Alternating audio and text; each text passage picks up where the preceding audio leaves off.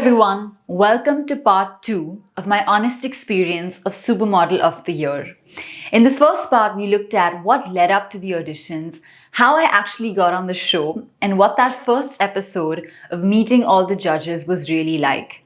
And now in this part, we're going to look at what happened in the first task, which if some of you remember was the height task where we were sitting on a chair and doing the zip line.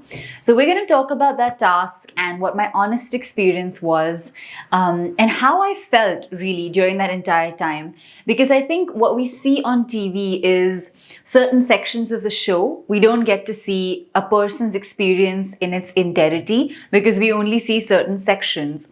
And of course, the ways in which the show is edited, people are shown in a certain light for certain reasons. So sometimes as the audience, we don't get the entire picture of what was really going on there and what was going through our minds when all of this was going on.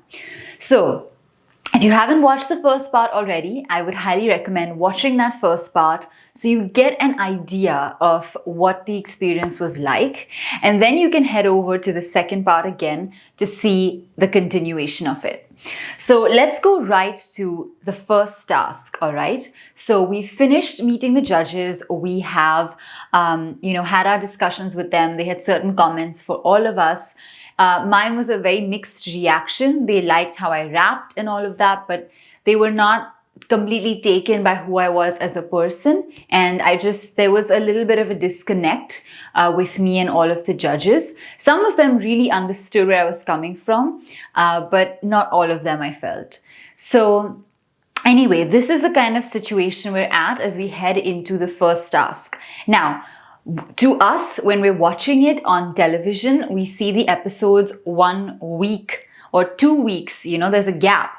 But when we're shooting it, it's a very tight schedule. So we had the audition and the immediate next day was the first task. So for us, when we're shooting, there are no gaps. If you have to recover from something, it's one night. And sometimes not even that if you are filming continuously. So this entire shoot schedule was about 2-3 weeks. So all the episodes, everything was shot in 2-3 weeks. And then of course it was broadcast over 3 months. But for us, when we filmed it, it was very quick. It was super quick and there was no time to react when the actual filming was going on. So anyway, keeping this in mind, we finished the audition episode. We were now being told that we have our first task.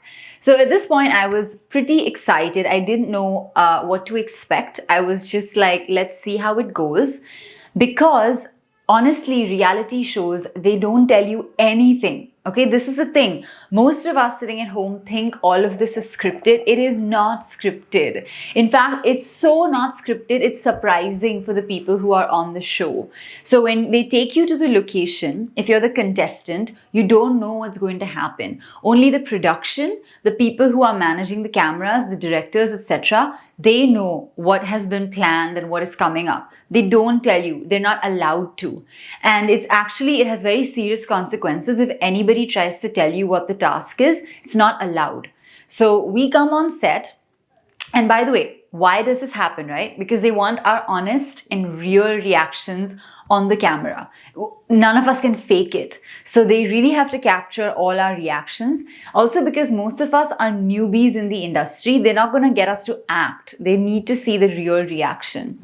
So they don't tell us. We come on to set. And I think this first day we were somewhere in one of the suburbs of Mumbai and we were taken to a location which is a very tall building. And as soon as we got there, I was like, oh my God, this is something to do with height, probably. Looks like it. And we were being introduced to the task and all of those things. They told us to quickly do our makeup, to be ready with our clothes. We still didn't know what the task was. Then from there, we were taken up the building, okay? And for me, I have I have a pretty prominent fear of heights, which makes me feel a little dizzy and a little disoriented when I'm at a certain height. So even when our car was taking us up there, I was already feeling a bit unsure, uncertain, but we didn't know the task yet, so we kept going. Now we got to the top level where we met the judges and the task was explained to us, which is what you saw on television, where they told us that it's going to be a zipline task and we have to sit in a chair, pretend like we are in office. Our office is in mid-air. We have a laptop with us and we have to pose. And it has to look effortless. So it should not look like we are in an uncomfortable position. It needs to look effortless. So this is a brief that was given to us along with a few tips. And already while they were telling us, I was a little unsure because I knew that I'm not very comfortable with heights. And in the past, in I think 2009, many years ago, I had something known as photosensitive epilepsy. I had an epileptic seizure once in my entire life. It has never happened again, but it happened once because of strobe lights, which means you get like a seizure. And after that, doctors had told me to be careful of situations that could trigger nervous reactions that could lead to an uncomfortable situation for me. So I knew that. So things like alcohol, I anyway don't drink. Things like height, things like less sleep. These are things I'm supposed to avoid because it could trigger something and I just have to be careful. It's never happened after 2009, but just for, my own safety and concern. So now we're being told about the task. We've given all the information about the height, etc. And I'm just like, oh my God. Now, I have to say the producers at this point told us that if any of us do not want to do the task, we have the choice. They said, if you don't want to do the task, you can avoid doing it and you will not get any points for it, but it's up to you. So we were given that freedom of choice and we were also told there's medical assistance, there are doctors on set if anything were to happen. So for me, I'm really... I like to compete with myself. I don't want to get restricted. I don't want to feel like I can't do something. So I thought, let me go ahead with it because there are a lot of safety harnesses. There's a whole, that airbag, it was at the bottom. There were also doctors on set. So I thought it's not going to be that difficult or challenging. And I thought, let me give it a shot. So I agreed to doing the task, as did all the other girls, and we were taken now to get our makeup and hair done and to wear our costumes and everything else that we were given.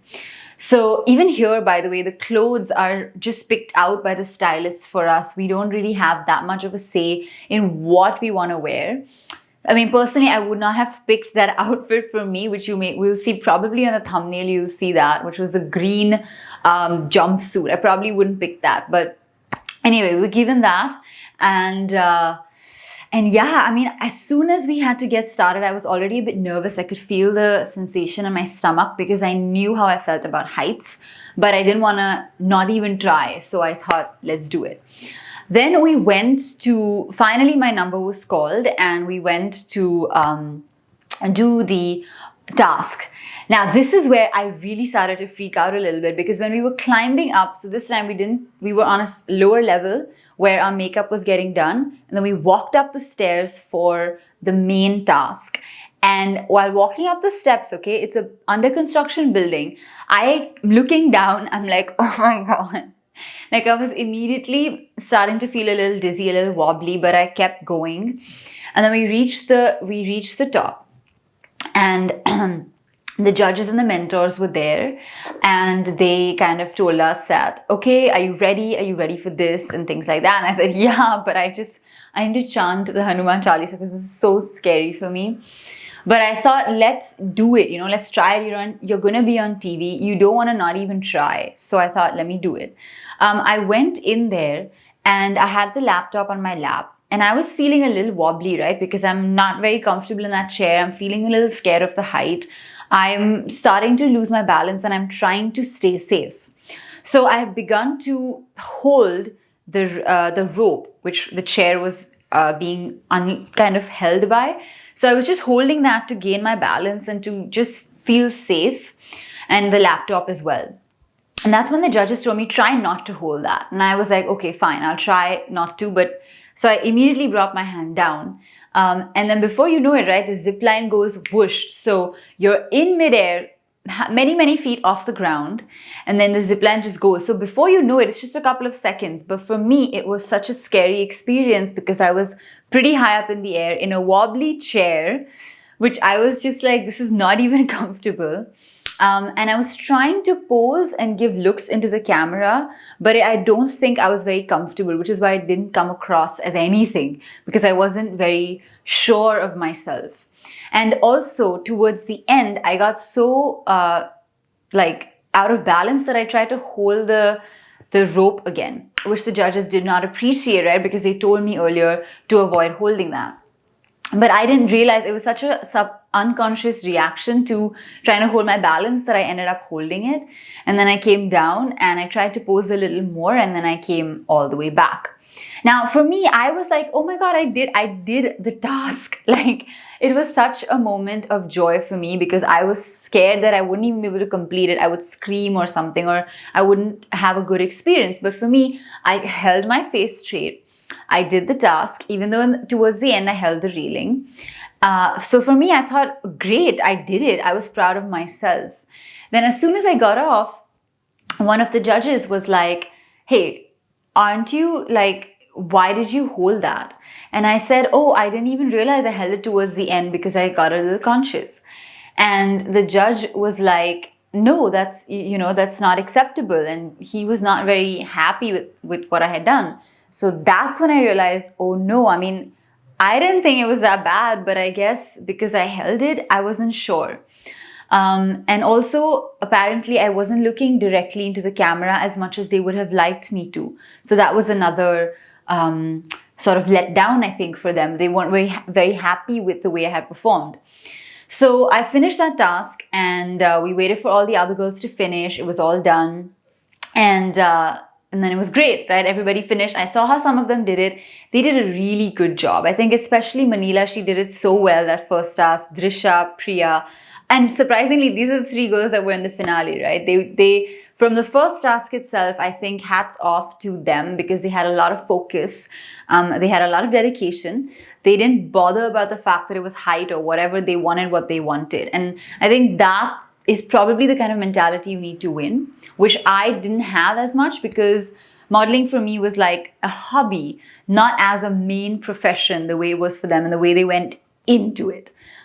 Which is something I realized later, right? And I don't do modeling professionally anymore. I focus more on yoga, health, and wellness. But at that time, I think what I could have improved about my own performance was to not focus so much on what I'm scared of, but instead to focus on what is in my control, which is my expression and my balance, And I think that's something I have learned from that task and that experience, which I will carry forward with me. But anyway, after that got over, we were asked to, go back to the model house, and we were just chilling essentially, because we had to shoot the next day. So we got our dinner in, and we were trying to finish up fast.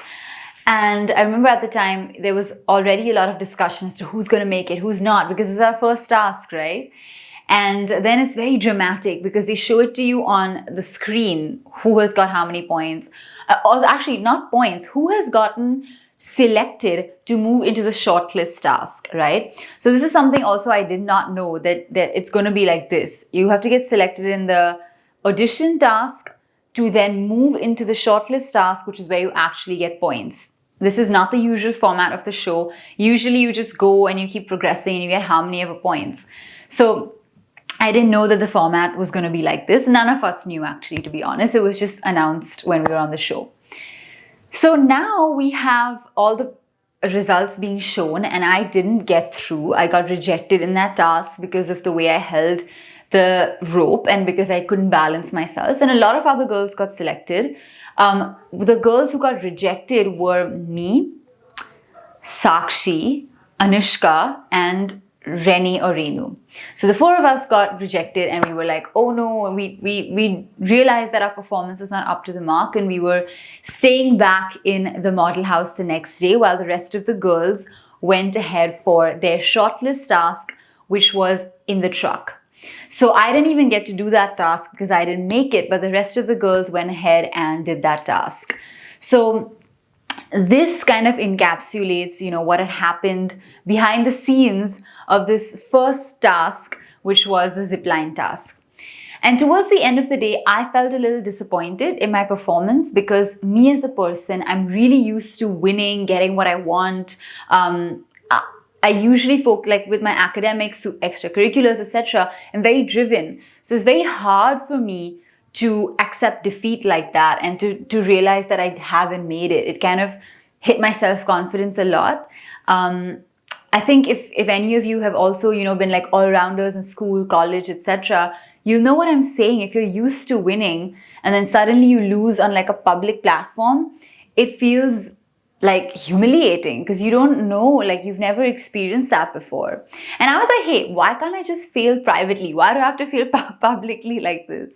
So it was, now I'm laughing, right? And I can joke about it. But that time it was not funny. It was very emotional and it was very painful. And I had to sit with myself and deal with it, with the first task.